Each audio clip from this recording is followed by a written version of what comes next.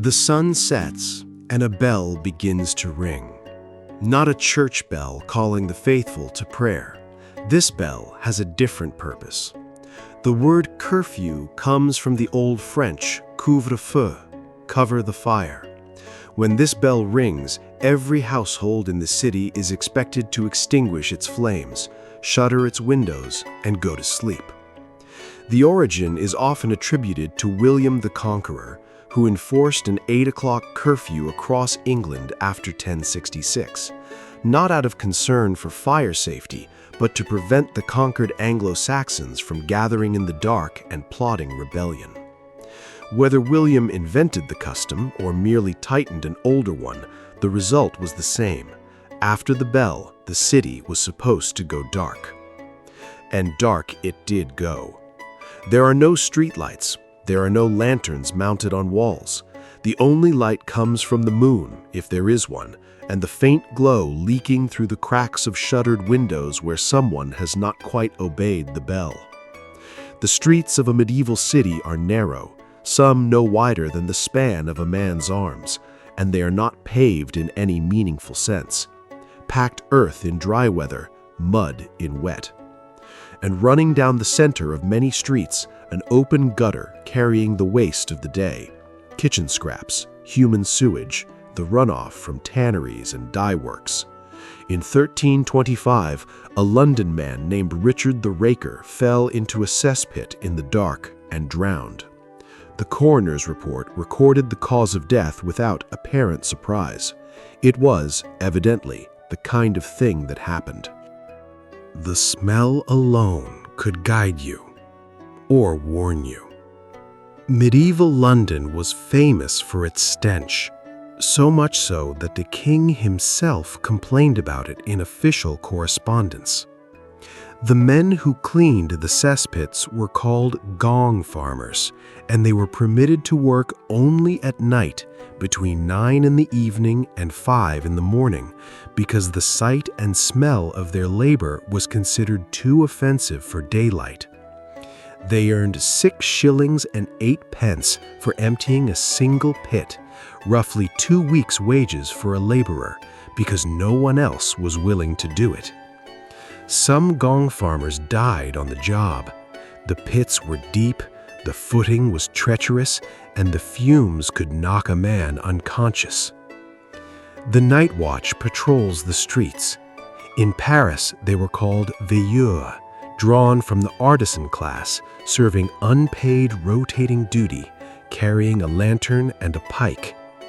In London, the watch was similarly staffed by reluctant citizens who would rather have been in bed. Their duties were straightforward: call out the hour, watch for fires, check that doors are locked, and question anyone found walking without a light. In theory, anyone on the street after curfew without a lantern could be detained. In practice, enforcement was uneven.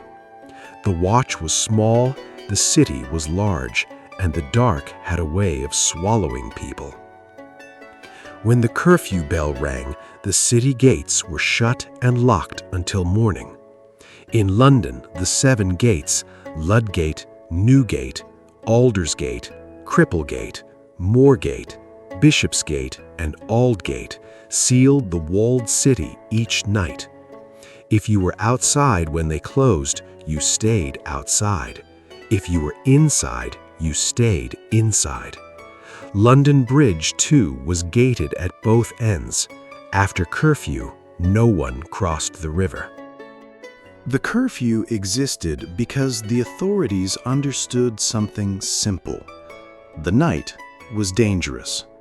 Not because of monsters or demons, though plenty of people believed in those too, but because of what ordinary people did when no one could see them. Theft, assault, arson, drunken brawls that ended with a knife. The night belonged to those willing to risk it, and despite every effort to keep the streets empty, the streets were never truly empty, because the taverns were still open. Not every drinking establishment was the same. Medieval England recognized at least three distinct types: the alehouse, the tavern, and the inn. An alehouse was the simplest, a private home where someone brewed ale and sold it to neighbors. There was no formal sign in the early period, just a long pole called an ale stake stuck out of the window or hung from the wall like a flag. If you saw the pole, ale was for sale. If the pole was taken in, the batch was finished. These alehouses were everywhere. In 1577, a survey counted one alehouse for every 142 people in English towns. They were the corner shops of medieval drinking, small, informal, and deeply embedded in the community. And for most of the Middle Ages, the people who ran them were women. They were called alewives, or brewsters. Brewing was considered domestic work, an extension of cooking, and women dominated the trade for centuries. An alewife brewed in her own kitchen using malted barley or oats and sold the product within days because ale spoiled quickly, sometimes in as little as 3 or 4 days. There was no refrigeration, there were no hops. Every batch was a race against time. The alewife stood over a large cauldron, stirring the mash, often wearing a tall, pointed hat to be visible above the crowd at market. She kept a cat to deal with the mice attracted to the grain. She placed a broom or bundle of twigs, the ale stake, outside her door. Cauldron, pointed hat, cat, broomstick. Centuries later, when these women had been pushed out of the trade by commercialization and guild regulations, the image remained, transformed by then into something else entirely.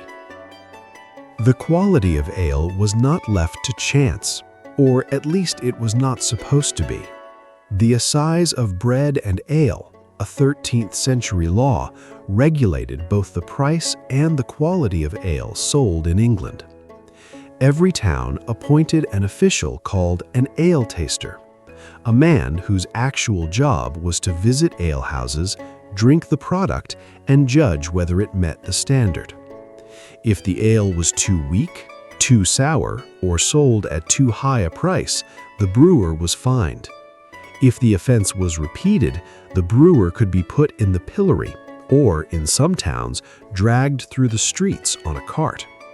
It sounds absurd, a man paid to drink beer, but in a world where ale was the primary source of hydration, quality control was a matter of public health. A tavern was a step up. It sold wine as well as ale, and was a more public, more regulated establishment with a fixed location and eventually a license. Since most of the population could not read, taverns identified themselves with painted signs and symbols. A red lattice pattern was the most common mark of a licensed tavern in England, recognizable even to the illiterate. Other establishments hung painted boards, a swan, a bull, a bell, a ship. The names stuck.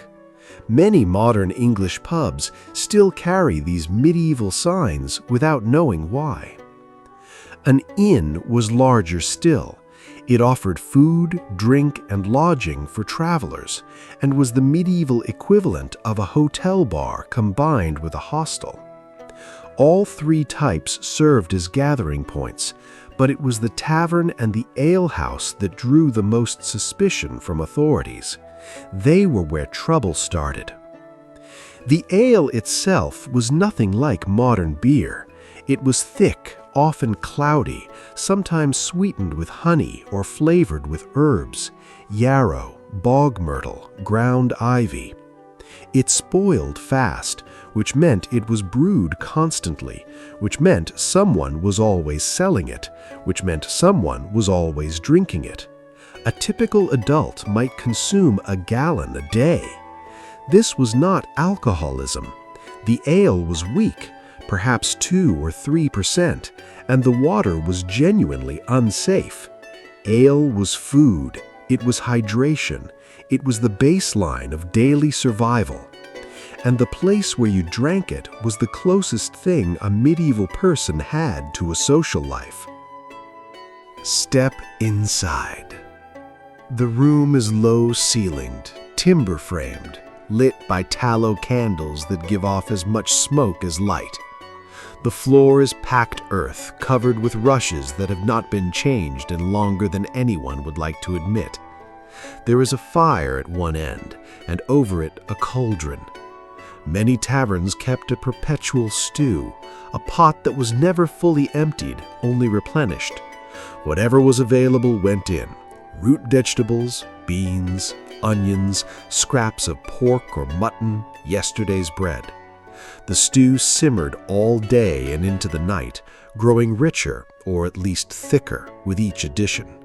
On a good day, it tasted of everything. On a bad day, it tasted of last week. Some historians doubt that these perpetual stews lasted as long as legend claims. Fire regulations and Lenten fasting rules would have interrupted the cycle, but the principle was real enough. You paid a penny, you got a bowl. You did not ask what was in it. The air smells of wood smoke, sweat, spilled ale, and something cooking. Long wooden tables run the length of the room. Benches, not chairs. A serving woman moves between them with a pitcher. In the corner, a man with a stringed instrument is playing something that no one is really listening to. Not yet. Give it 2 more drinks. The tavern was the living room of the medieval city. It was where deals were made, debts were settled, news was exchanged, and rumors were born. The innkeeper, the host, was one of the best informed people in any town. Travelers passed through and talked. Merchants talked. Soldiers talked. Everyone talked more after the 3rd cup, and the host heard all of it. In an age without newspapers, the tavern was the closest thing to a news network. Gambling was constant. Dice games were the most popular. Hazard, raffle, and a dozen local variations played on every flat surface. In raffle, 3 dice were thrown. The winner needed all 3 to match or the highest pair. In hazard, the rules were complex enough that arguments were inevitable, which was half the point. Card games arrived from the Islamic world in the 14th century and added another layer. Stakes ranged from pennies to property. The law tried repeatedly to ban gambling. The gambling continued regardless. Prostitution operated in a gray zone. On the continent, many cities ran official, municipally licensed brothels, pragmatic institutions that the authorities considered a lesser evil than unregulated vice. In England, with the sole exception of the town of Sandwich, prostitution was explicitly criminalized. But criminalized did not mean absent. London's brothels operated under the thin disguise of bathhouses, concentrated on the appropriately named Cox Lane and in the ward of Southwark. The fines were small, the enforcement sporadic, and the same names appear in court records again and again, paying their penalties like a cost of doing business. Music was ever present. A tavern without a performer was a tavern losing customers. Minstrels, jongleurs, and traveling musicians played for tips, for food, or a place to sleep. The songs ranged from bawdy drinking tunes to romantic ballads to satirical verses mocking local officials, which could, depending on the official, be genuinely dangerous. The performer watched the room the way the host did, reading moods, adjusting the set, knowing when to play louder to cover the sound of an argument escalating in the back. And in a world where information was currency, the tavern was also a place of espionage. In 1268, Sultan Baybars refused to sign a truce with the Crusader lord of Jaffa, claiming that the Franks had set up a tavern and installed Muslim women in it, implying forced sex work. Jewish community records in Egypt reproached local shellfish gatherers for drinking white Egyptian beer in a Frankish tavern of bad repute, and, it was implied, doing more than just drinking. The tavern was never just a tavern. It was a node in a network that stretched far beyond its walls. The violence was real. Members of the military orders, Templars, Hospitallers, were explicitly forbidden by their rules from entering taverns. The reason was not moral delicacy, it was because people got killed in them. From the surviving records of medieval London, only 6% of homicides involved taverns or alcohol, a surprisingly low number that tells us less about the safety of pubs and more about how dangerous everything else was. In 1134, in the Crusader kingdom of Jerusalem, a nobleman named Hugh, Lord of Jaffa, had gone into revolt against King Fulk of Anjou. He was convicted by his peers and sentenced to 3 years of exile. But Hugh enjoyed the gambling opportunities of Jerusalem, and while waiting for his ship, he lingered.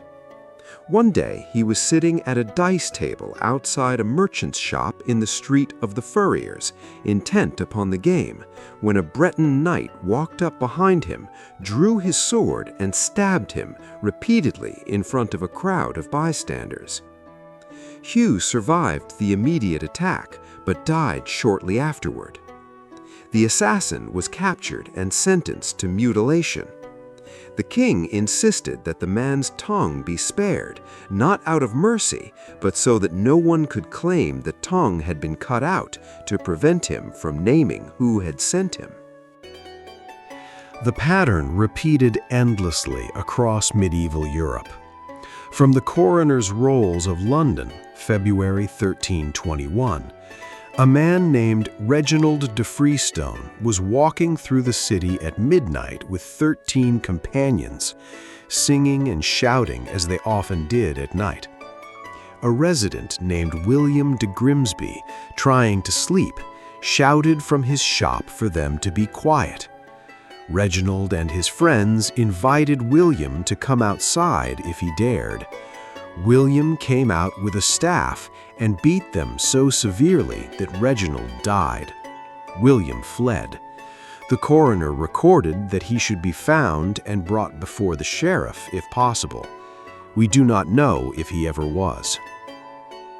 In Abbeville in the 1280s, a customer died in a tavern with his wine in front of him.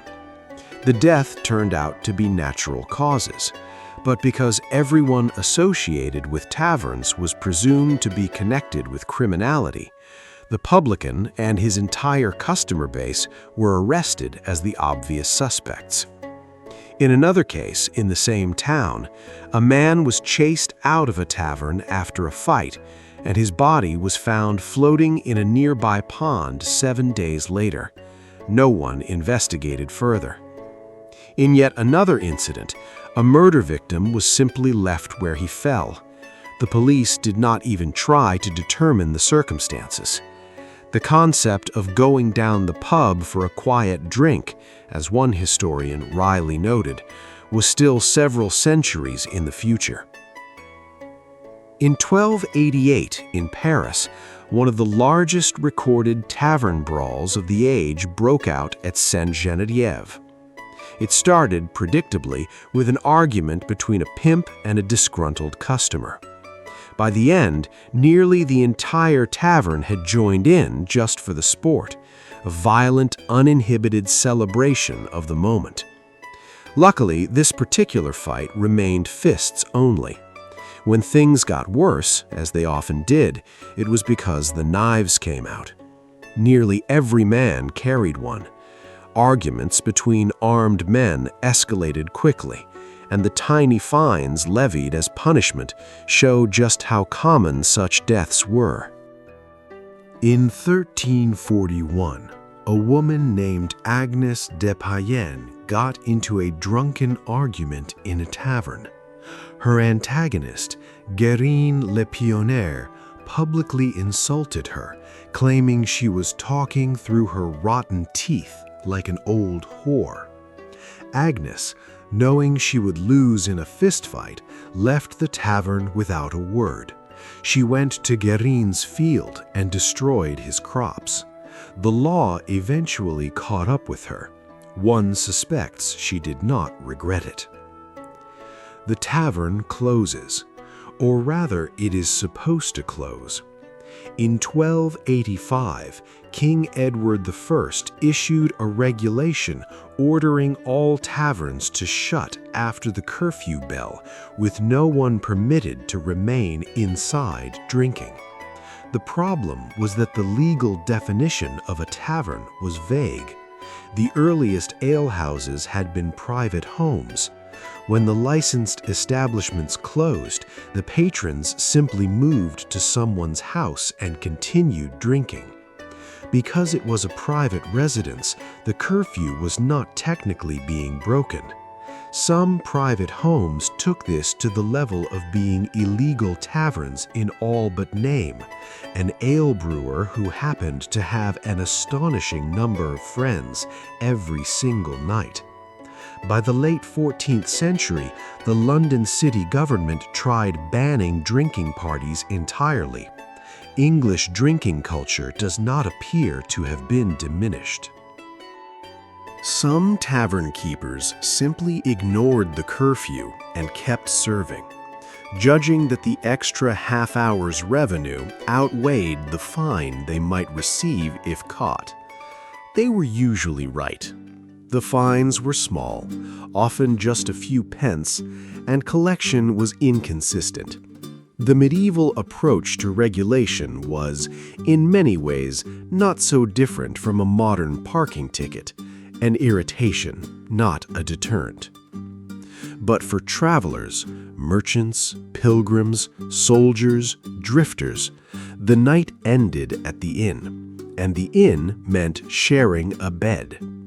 This was not a metaphor. A medieval inn might contain a room with a dozen beds, each holding 3 or 4 people. You did not get your own bed. You got your share of a bed alongside strangers whose names you did not know and whose hygiene you could not control. There were rules of etiquette. Lie still, do not hog the blankets, do not roll onto your neighbor, face the same direction as everyone else. Women, if they traveled at all, were sometimes given a separate room, but more often they shared a bed with their husband, which could mean displacing a single man who had already settled in. The beds were not comfortable. A straw mattress, a wool blanket, possibly a bolster. Fleas were a certainty. Lice were probable. The room was unheated unless you were lucky enough to be near the common fire, and the only privacy was darkness itself. The sounds of a dozen strangers breathing, snoring, coughing, muttering in their sleep. This was the medieval hotel experience. There was no concept of a private room. That idea would not become standard for centuries. Even in reasonably well-off households, an entire family might sleep in one chamber, parents in one bed, children in another, servants on the floor. Privacy, as we understand it, simply did not exist. The bed was not a personal space. It was furniture, shared like a bench at a table. And in Southwark, on the south bank of the Thames, there was a special category of establishment, the stews. Officially, public bathhouses.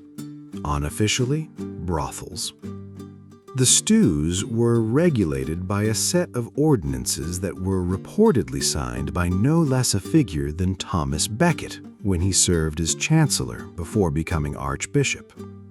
The rules read less like morality codes and more like business regulations. No stewholder to prevent any woman from coming and going freely, no single woman to be kept against her will, no food or drink to be sold to customers at inflated prices, stews to be closed on holy days. The Bishop of Winchester collected rent from many of these establishments, giving the sex workers who operated in them their darkly ironic nickname, Winchester Geese. When these women died, they were denied burial in consecrated ground. Their bodies were interred in an unmarked plot now known as the Crossbones Graveyard, a patch of earth in Southwark, where, in the late 20th century, excavations uncovered the remains of hundreds of medieval women. The arrangement was, in its way, perfectly medieval. Sin was inevitable, so you might as well tax it. But do not, under any circumstances, let the sinners into the churchyard. Somewhere in the city, a drunk stumbles down a street too narrow to fall over in, bouncing from wall to wall, looking for a door that might or might not be his. Somewhere else, a night watchman calls the hour into the empty air and keeps walking. The city is not asleep. It never was. It was just pretending. The last hours before dawn were the quietest and the most dangerous. This was when the truly desperate operated. Thieves who had waited for the watch to pass, arsonists with grudges.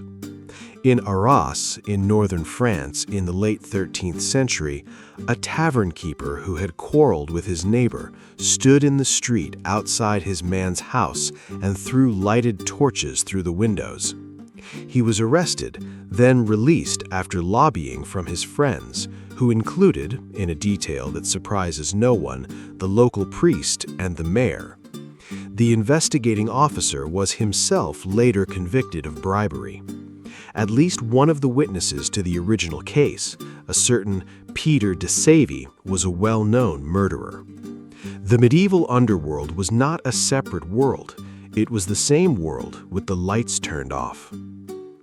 Richard of Devizes, a 12th century monk, wrote a famous description of London at night that reads like a warning label.